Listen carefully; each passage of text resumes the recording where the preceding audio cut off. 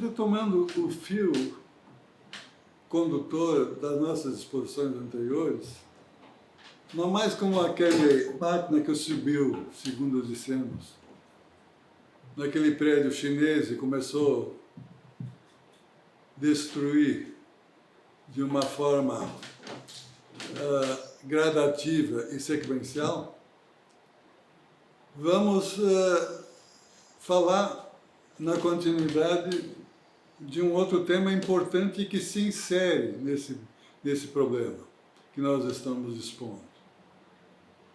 O que a transdisciplinaridade nos permite exatamente envolver, na medida que nós vamos falando, outros conteúdos diferentes de uma linha de raciocínio jurídico diretamente.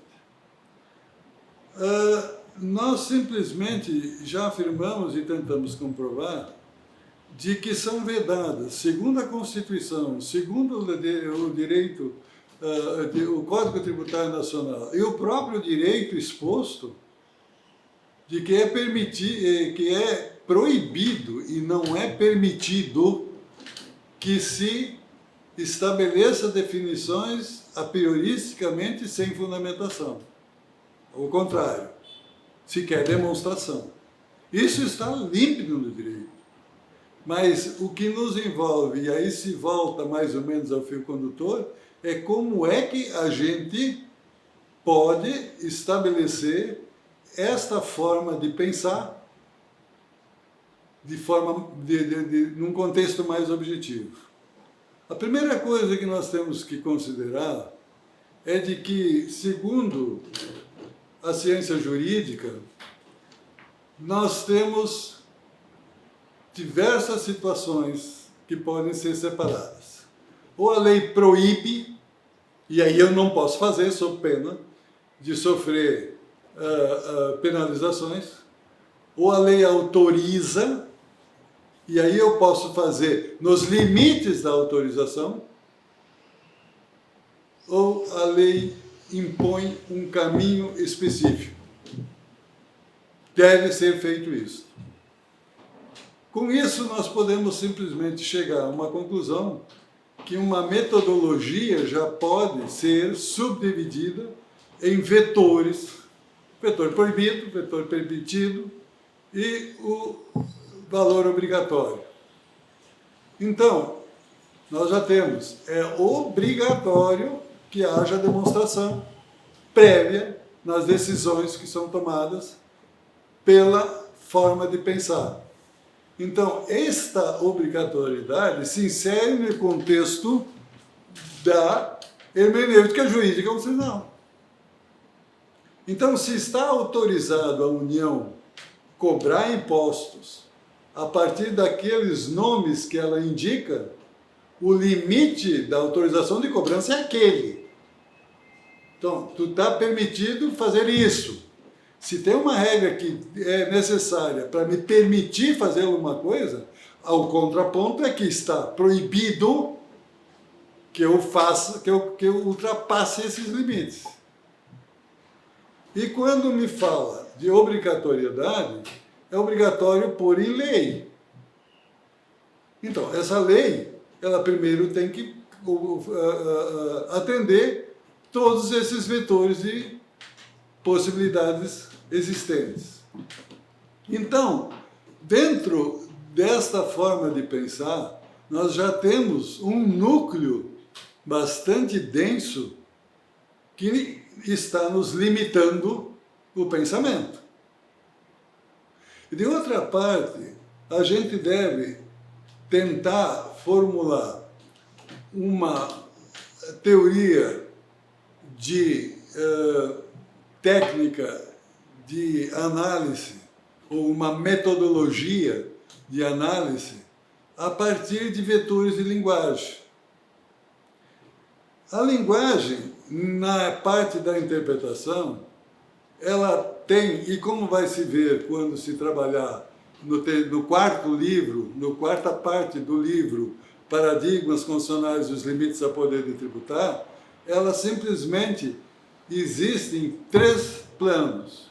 O primeiro plano é o plano que faz com que eu examine as palavras e examine os textos. Os textos, eles me permitem uma primeira aproximação. A segunda aproximação, ela vem do contexto. Falar em contexto no âmbito do direito tradicional clássico é proibido, porque o contexto sempre é objetivado na realidade factual, que está fora da decisão, porque ela só pode se envolver uma racionalidade conceitual. Então, neste ponto, já se limita pela segunda vez. E aí eu gostaria de trazer aqui uma história que, peço desculpa pela invocação de uma certa qualidade macabra, mas eu li num livro uma seguinte situação. Um chefe de cozinha, que também é professor de culinária, ele fala das lições que ele aplica lecionando culinária. E ele tem uma determinada expressão que diz: as crianças demoram mais para cozinhar. Bom, mas aí uma outra pessoa, canibal, ele fala da utilização da carne humana. Canibal come carne humana, segundo a história nos diz, e ele usa a mesma expressão. As crianças demoram mais para cozinhar. Desculpe a educação. Mas a pergunta é o seguinte: são dois contextos e duas significações. E a linguagem é a mesma. Eu gostaria de aproveitar esse choque de falar dessa matéria, é intencionalmente posto, para que se lembrem de que uma expressão linguística muitas vezes tem sentidos absolutamente diferentes. E esses sentidos absolutamente diferentes decorrem da contextualização. Se eu não contextualizo, eu não tenho os limites de definição daquela expressão. E num terceiro nível vem a pragmática. O que a pessoa quis dizer com aquela expressão? Qual era o contexto em que ela falou? Pode dizer, está muito bonito, mas de uma forma depreciativa. E essa forma depreciativa, ela altera, contrariamente àquilo que poderia ser dito bonito. Então, quando se fala e quando se usa a linguagem, o sentido sempre está na palavra ou no gesto, no contexto em que isto ocorre e na pragmática que está na ideia de quem emite a linguagem. Sim, mas o que tem que ver que isso com o que nós estamos falando? Tudo. Absolutamente tudo. Por que nós estamos falando isso? Em que contexto eu falo quando eu trato da hermenêutica jurídica? Hermenêutica jurídica, antes de qualquer coisa, é constitucional. Então, o meu primeiro contorno constitucional é o constitucional. Eu tenho que verificar se aquilo que está sendo dito, aquilo que está sendo previsto e aquilo que está sendo determinado tem lugar, se harmoniza com o texto constitucional. Aí eu já quebro a transdisciplinaridade do direito civil, do direito comercial, do direito tributário, com tudo. Porque todas as leis devem caber dentro da Constituição. Eu não posso trabalhar em direito financeiro sem simplesmente verificar se esse direito financeiro está coadunado com o direito administrativo. E com todas as regras de garantias individuais. A gente vai ver no contorno no desenvolvimento desse trabalho de que as garantias constitucionais é o que menos importam a aplicação do direito, essencialmente do tributário. a gente pode voltar, para amenizar um pouco a conversa, ao Chico Anísio, naquela escolinha do professor Raimundo. Ele tinha um personagem lá que representava um ministro, uma ministra da fazenda na época do Collor. E pergunta sobre um determinado problema econômico, e aí vem os contornos macroeconômicos que estão envolvidos, e aí vem a pergunta, mas e o povo? Onde é que está? E a ministra diz, o povo é mero detalhe. Quer dizer, é o que menos importa. Será que isso não está acontecendo na aplicação e na hermenêutica jurídica constitucional, em que o individual ele se dissolve dentro daquela expressão máxima de um conceitualismo? E aí a pergunta é, a Constituição fala para um gênero universal ou está ali defendendo a individualidade de cada pessoa? E aí pergunto, desviando um pouco o assunto, a saúde pública é um direito de cada cidadão. Olhemos para as frentes dos nossos hospitais, onde as pessoas morrem sem qualquer justificação, por falta de planejamento. Então, dentro desse contorno, o que existe? Existe um planejamento genérico universal sem olhar para as particularidades. A pergunta é, vamos voltar para os gregos? Aristóteles dizia que o conceito genérico e a universalidade é construída a partir de cada individualidade. Não se parte de um conceito genérico para depois moldar o singular. O gênero é construído pela individualidade.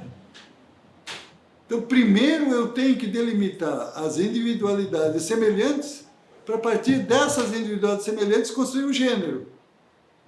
Então, com isso eu quero dizer que no contexto da Constituição não aparece o conceito, aparece o nome.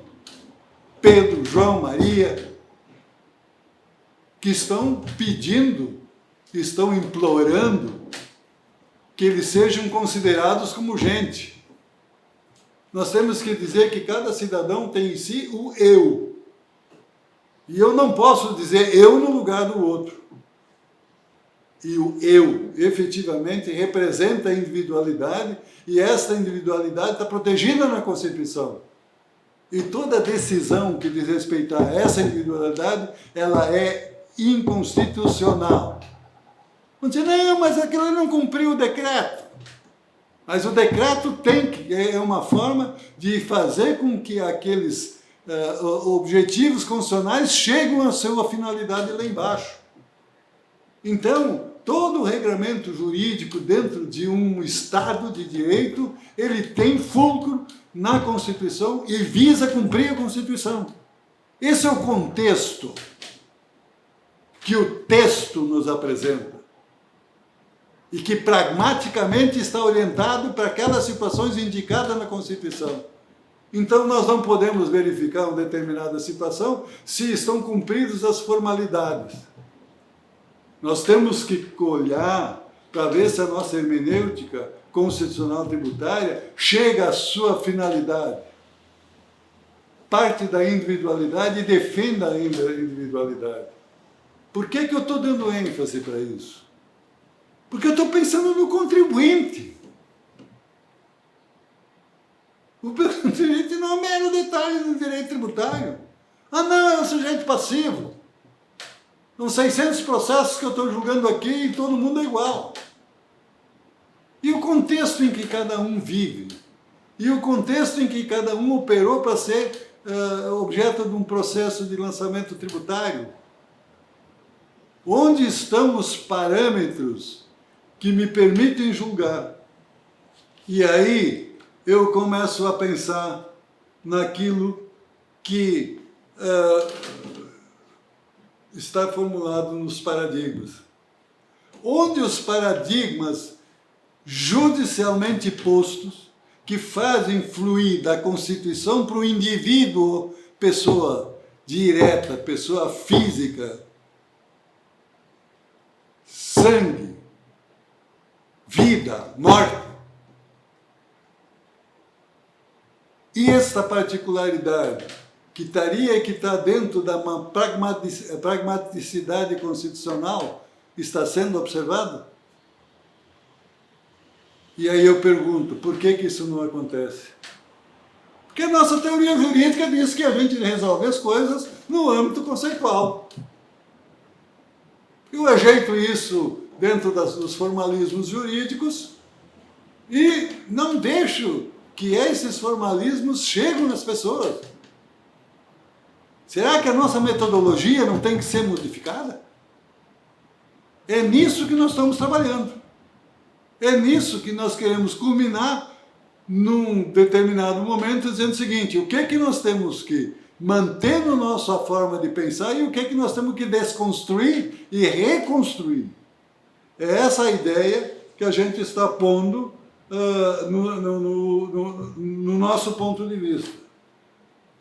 Eu queria trazer para dentro desta situação não o que eu penso. Um dos grandes formuladores da teoria da transdisciplinaridade é Suéter. Ele nos fala assim, permita a leitura. Sob outro ângulo, o sujeito aproveita-se da sua desconexão com o ambiente natural para conhecer o objeto de modo unidirecional. Não preciso demonstrar isso, que já falei que cada ministro pensa como quer. Assim, as disciplinas entre si não formam mais uma realidade que se relaciona ou interage. Não existe mais conexão com o texto, com o contexto e com a pragmaticidade. Continua Suéter. Na desconexão do sujeito com o ambiente natural, os objetivos perderam seus sentidos originais, através do olhar que o cercou e isolou. Assim, este conhecimento não são mais a realidade, são abstrações da realidade. É o que até agora se denomina coisa em si, kantianamente posto. O kantianamente posto é expressão minha. Então, o que eu quero dizer nesse ponto é que a avaliação que nós temos que fazer da teoria jurídica no plano da hermenêutica é observar esses canais de comunicação interdisciplinar e verificar se a Constituição efetivamente chega naqueles lugares onde ela deve ser aplicada.